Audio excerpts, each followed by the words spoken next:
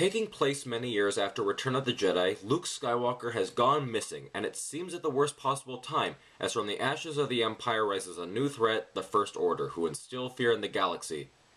A galaxy that has a new republic, so I'm not entirely sure who is running the galaxy.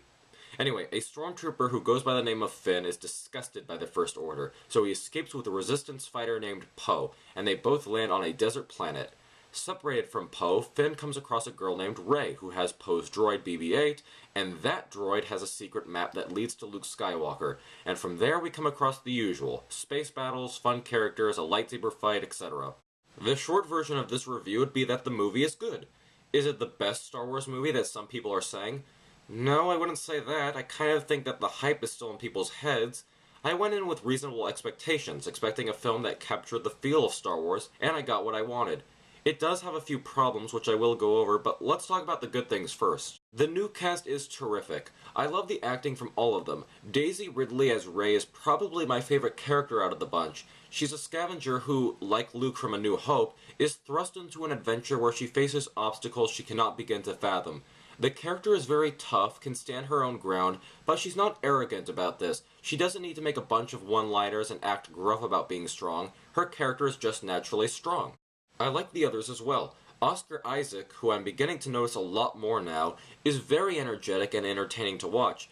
John Boyega as Finn is a really interesting character, being that he's someone who defaults to the good side after witnessing the brutality of the First Order. He, like everyone else, has really good chemistry with everyone he acts opposite against, and is my second favorite character in the film. Kylo Ren is an adequate villain. I do love that this character is prone to a lot of rage, arguably more than Darth Vader, but I don't think the film really does him that much justice in terms of what he does in the film. It's cool, but after a few hours I started to forget a lot of the things he did. But once again, I like the things that he goes through. The fact that he admires Darth Vader but is constantly tormented by the fact that he is living in his shadow. I thought that was a brilliant way to set up a villain who is not designed to replace one of the greatest villains of all time, but instead be a character who greatly respects Darth Vader. The effects are also very impressive. CGI is used in the film, but there are also a vast amount of practical effects, which made me feel like I was watching a continuation from the original films. The CGI is not bad, though it is obvious when it's on screen, with the best example being when Supreme Leader Snoke comes on screen, but more on him later.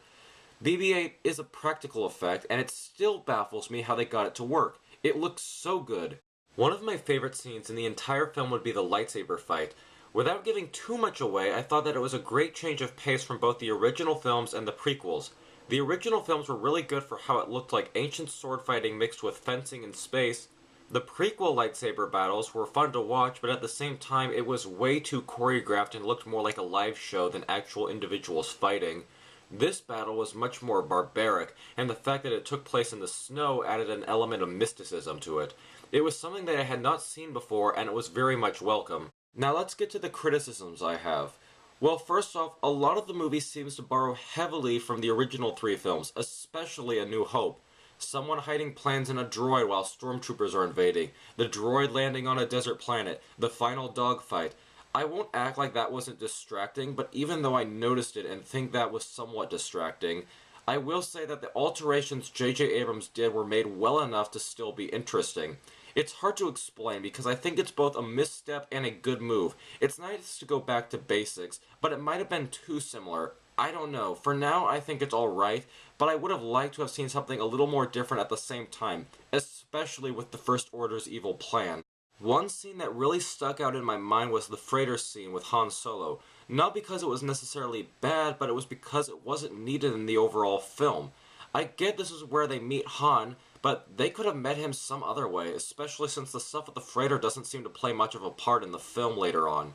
Another thing is that I think that a bigger explanation was needed for the First Order. I get it that they're the bad guys, but how did they come about from the ashes of the Empire? Was the Empire even actually defeated? Well, I guess because there is a new republic, but then there's also a resistance. So who is in control exactly?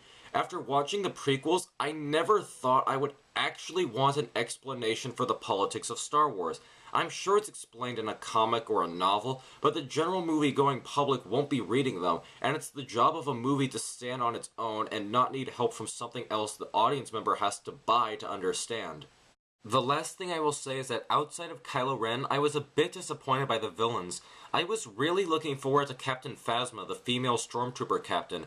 Her design was really cool and she looked intimidating in the trailer, but she ends up doing little to nothing. Is she really the new Boba Fett? Hopefully she does more in the sequels. I also think that Supreme Leader Snoke's design was kind of bland and uninteresting.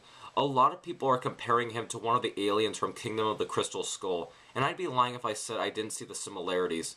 He has a cool voice applied by Andy Serkis, but it's just the look of the character that I found uninteresting. So amongst my criticisms, I really did enjoy the movie.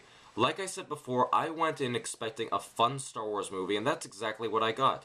If you are going in thinking that this will be the definitive film, the one that puts all the others to shame, then I think you will be vastly disappointed.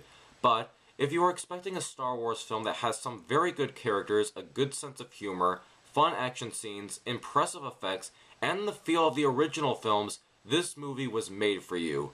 It's a great reminder why I love some of this franchise. I'm just so grateful that once again I got to visit that galaxy that no longer feels so far, far away. Thanks, this is an O.M.M review. This is O.M.M signing out.